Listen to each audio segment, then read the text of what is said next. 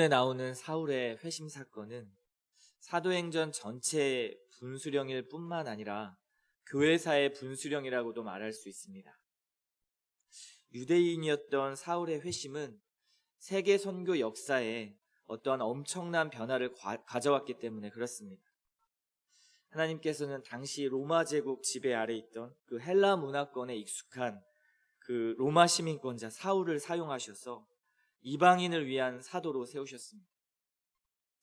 그토록 예수 그리스도를 믿는 자들을 박해하던 그에게 어떠한 일이 일어났기에 하나님께서는 교회를 핍박하는 자를 바꾸셔서 교회를 세우는 자로 그렇게 역사하셨던 것일까요? 사울이 변화되었다면 오늘날 나도 그리고 내 가족과 주위 사람에게도 이런 변화가 가능한 것일까요? 그렇다면 먼저 사울이 어떠한 사람이었고 또 어떠한 일이 그에게 일어났는지를 성경을 통해 자세히 살펴보아야 합니다. 스데반을 돌로 쳐 죽인 핵심 인물 사울, 예루살렘 대박해를 앞장서서 지휘했던 그러한 사울, 많은 그리스도인들을 예루살렘에서 유대와 사마리아 땅으로 쫓아내고 흩어지게 만들었던, 그것도 부족해서 그들을 잡으려고 끝까지 쫓아갔던 사울, 대제사장의 공문을 가지고 그들을 잡으려는 그런 합법적인 권한까지 위임받아서 그리스도인들을 핍박했던 사울, 그가 바로 사울이었습니다. 자신의 신념과 교리에서 벗어난 자들을 모두 정죄했고요, 죽이는 일까지도 율법을 가지고 정당화했던 사람이 사울이었습니다. 자신들의 사상과 이념에 맞지 않아서 기독교인들이 발견되면 가차없이 죽이고 총살해버리는 북한의 지도자와 같은 모습입니다. 그런 그가 얼마나 그리스도인들을 미워했는지를 우리는 본문을 통해서 잘 알 수가 있습니다.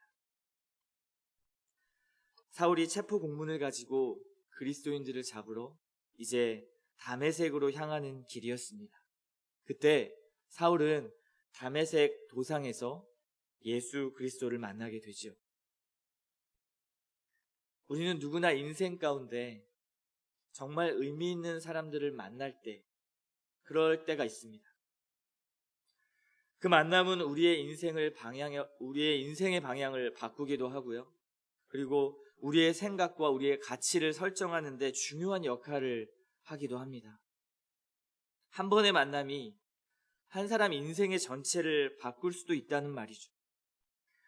혹시 여러분의 삶에 여태까지 인생을 돌아보면서 난 이 사람을 만났기 때문에 이렇게 변화되었다 라는 사람들이 한 분쯤 계실 수 있을 것입니다. 사울은 그의 생각과 신념, 교리, 그리고 인생의 고정관념과 가치를 완전히 뒤엎어버리는 한 분을 만났습니다. 그분이 바로 예수 그리스도이시죠. 사울이 인생을 변화하기 위해서 예수님을 찾아간 것입니까? 아닙니다. 예수님을 믿는 자들을 죽이러 가는 길이었습니다.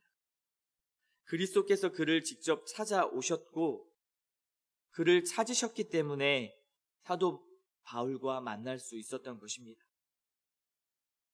우리가 예수님을 찾는 마음이 자발적으로 있었다면 얼마나 좋을까요? 그렇다면 세상의 많은 사람들이 예수님을 믿을 것입니다. 그리고 찾아오겠죠. 그러나 세상 마귀 권세는 우리를 가만히 내버려 두지 않습니다. 그리고 우리의 죄악된 본성이 예수님을 찾을 그러할 능력이 없는 것이죠. 성도의 마음을 늘 빼앗기 위해 애쓰는 사탄 권세의 역사, 마음이 부패한 인간은 참 진리를 찾을 어떠한 선한 능력도 없기 때문에, 이 죄의 무서움 가운데 우리가 있기 때문에 주님을 찾을 만한 그러한 능력이 없는 것입니다.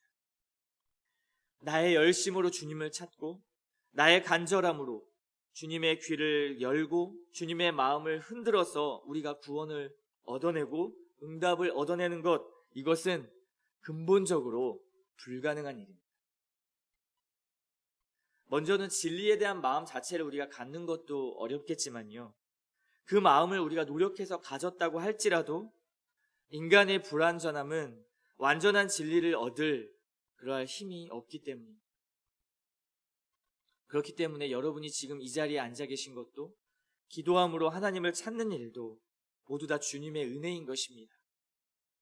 세상에 좋은 은사, 친구, 배우자를 만나도 이렇게 인생이 바뀌고 생각이 바뀌고 삶의 질이 바뀔 수 있다는 것을 우리는 나누었습니다.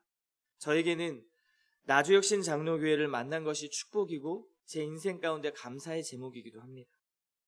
그런데요, 좋은 사람이 좋은 교회라고 할지라도요, 우리의 근본적인 죄인의 신분을 바꿔낼 수는 없습니다. 다시 말하면 우리의 근본적인 존재의 변화는 사람이 사람을 변화시킬 수 없다는 말입니다.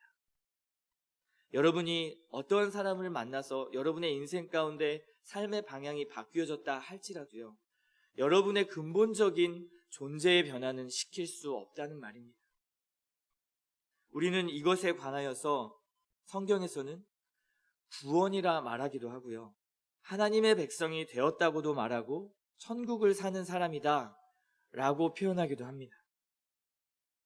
이것이 만물을 지으신 하나님과 피조물인 인간의 결정적인 차이이기도 하고요, 말씀과 흔히 우리가 듣는 도덕과의 차이이기도 하고요, 기독교와 타종교의 차이이기도 합니다.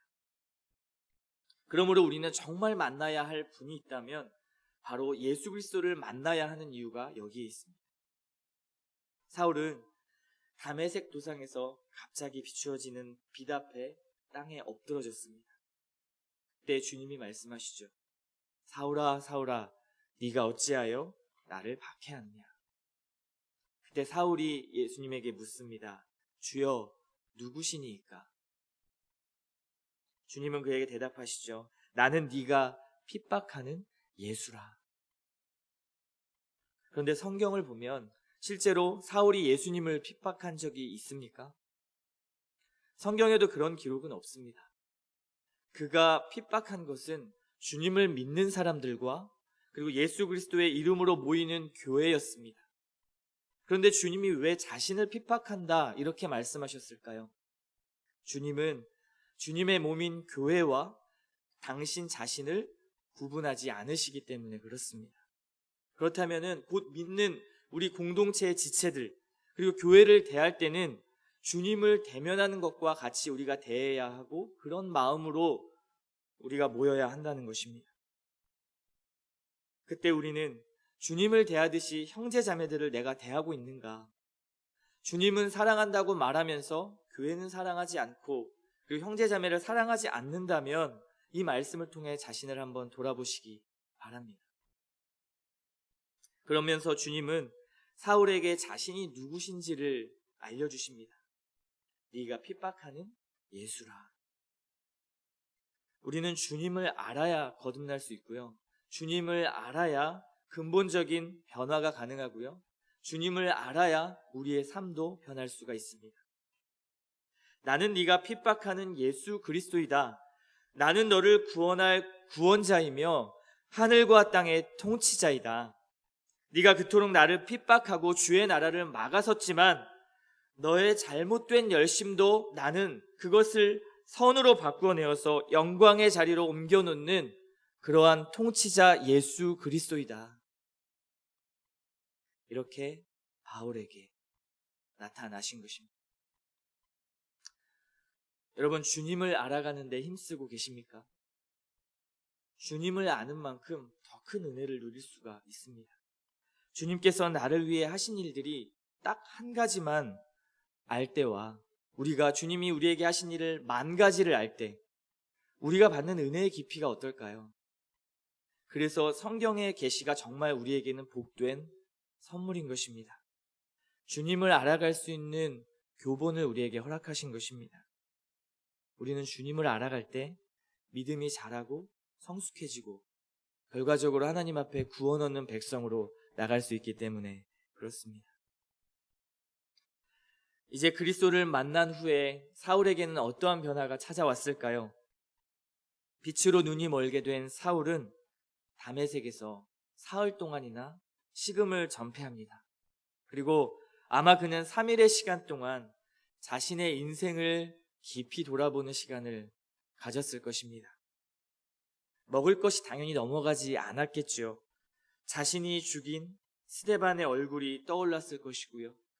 과거의 잘못된 열심들, 자신이 생각했던 교리와 신념들, 인생의 가치관, 옳은 길을 걸어왔다고 그렇게 자부하고 의롭다고 생각한 자신의 많은 모습들이, 교만한 그 모습들이 와르르 무너지는 그 순간을 그 3일 동안 경험했을 것입니다. 바로 후회와 회개가 밀려왔을 것이고 주님을 다시 생각했을 것입니다. 그 증거가 무엇에 있습니까? 이 이후에 다메섹 도상 사건 이후에 사울은 바울이 되어 이제는 그리스도의 말씀을 전하는 자로, 그리스도를 죽이던 자가 그리스도를 위해 죽는 자로 변화되었다는 사실에서 우리는 알 수 있습니다. 요한복음 말씀을 보면 예수님을 빛으로 비유하는 말씀들이 참 많이 있죠. 특히 요한복음 1장 3절과 4절 말씀에 이렇습니다. 만물이 그로 말미암아 지은 바 되었으니 지은 것이 하나도 그가 없이는 된 것이 없느니라. 그 안에 생명이 있었으니 이 생명은 사람들의 빛이라. 이 빛으로 비유되는 그 주님께서 사울에게 찾아오셨을 때 사울의 눈은 멀어지게 되었습니다. 앞을 볼 수가 없게 되었죠. 어쩌면 그의 육신의 눈은 가리워져서 멀게 되었지만 영적인 눈은 뜨여지는 시간이 되었을 것입니다. 우리는 주님을 만날 때 세상을 향해 초점을 맞추었던 우리의 육신의 눈은 가리워지지만 말씀을 통해 열려지는 영적인 눈이 뜨여지는 것을 경험하게 될 것입니다. 그렇기 때문에 우리에게 이런 고백이 나올 수 있습니다. 높은 산이 거친들이 초막이나 궁궐이나 주 예수 모신 곳이 그 어디나 하늘나라. 육신의 눈으로만 보면 우리의 삶은 그 어디나 하늘나라가 될 수 없죠. 그러나 육신의 눈은 가리워 주시고 가리워진 그 눈이 영적인 눈으로 띄어져서 하늘나라를 경험하고 볼 수 있는 것입니다. 이것이 기독교의 신비이고 주님을 만나는 근본적인 변화입니다. 주님을 의지하니까요, 걱정하는 눈들이, 육신의 눈들이 가리워지고 근심의 눈들이 가리워지고 육체를 따라 사는 그 정욕의 삶의 눈이 가리워지니까 주님과 함께 있는 그 주님이 보여지고 그리고 그곳이 하늘나라가 되는 것입니다. 우리는 그런 의미에서 매일매일 주님을 만나야 합니다. 자꾸 만나야 하는 것이죠. 어떤 말입니까? 성령과 교제한다라는 말입니다. 성령 하나님, 우리 안에 내주하시는 성령 하나님과 함께 교제해야 합니다. 그렇지 않으면 육신의 눈에 보이는 것에 우리는 더 매료될 수밖에 없고요. 빠지게 되고 더 올무 가운데 들어갈 수밖에 없게 되기 때문에 그렇습니다. 늘 주님을 찾는 은혜가 저와 여러분에게 있기를 소망합니다. 사울은 사흘 동안 인생을 돌아보는 깊은 터널을 지나고 이제 회개의 시간을 갖고 아나니아라는 제자를 만나게 됩니다. 하나님이 준비하신 아나니아, 이 아나니아의 안수를 통해서 사울의 눈에서 비늘이 벗겨지고요, 성령의 충만함을 받는 역사가 일어납니다. 하나님은 우리 인생 가운데 가장 중요한 만남, 예수 그리스도와의 만남 이후에도 하나님 자신의 뜻을 위해서 좋은 사람들을 만나게 하십니다. 인생이 하나님의 통치 안에 있기 때문에 하나님이 예비하시는 것이죠. 하나님은 아나니아의 안수를 통해서 당시에 그를 두려워했던 많은 그리스도인들에게 사울이 이제는 말씀을 가지고 공적으로 복음을 전하고 다가갈 수 있도록 길을 열어주셨습니다. 하나님이 말씀 전하는 길을 예비해 놓으신 것이죠. 더불어서 가장 중요한 성령의 충만함도 그에게 허락하셨습니다. 하나님은 모든 것을 예비하시고 모든 것을 준비하시는 하나님입니다. 사울에게만 그럴까요? 아닙니다. 여러분의 삶 가운데도 하나님께서는 그리스도를 만나게 하시고 이 아나니아와 같이 여러분이 그리스도인의 삶을 살아갈 수 있도록 좋은 만남들을 또한 허락하실 것입니다. 그렇기 때문에 우리는 누구를 만나야 할까?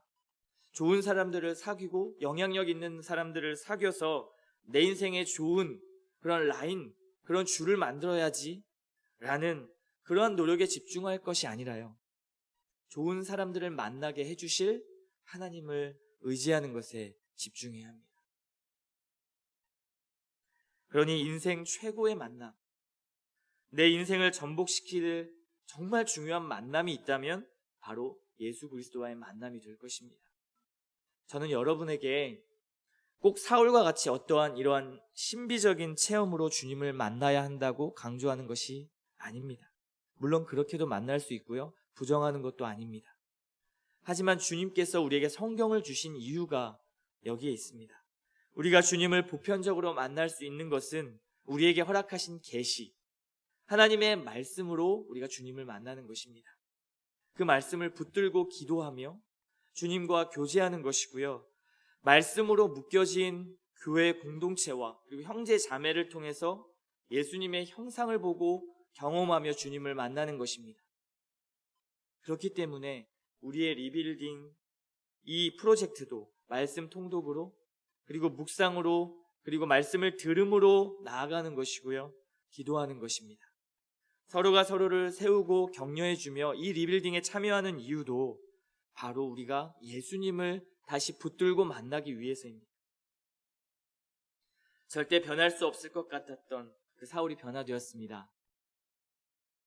주위에 정말 변하지 않을 것 같은 사람이 여러분에게 있습니까? 사람은 할 수 없지만 사람을 만드신 하나님은 하실 수 있습니다. 하나님이 고치지 못할 사람은 없습니다. 소망을 가지고 간구하십시오. 또 자신을 한번 돌아보십시오. 저도 저를 돌아보면 의심 많고 추악하고 괴수 같은 죄인이었는데 주님을 만나고 나니까 목사가 되게 하셨습니다. 어떠한 자격이 있어서 된 것이 아니라요, 단순히 하나님의 은혜이기 때문에 그렇습니다. 하나님의 은혜가 없었다면, 그렇다면 죄인인 내가 그렇게 할 수 없는 것이죠.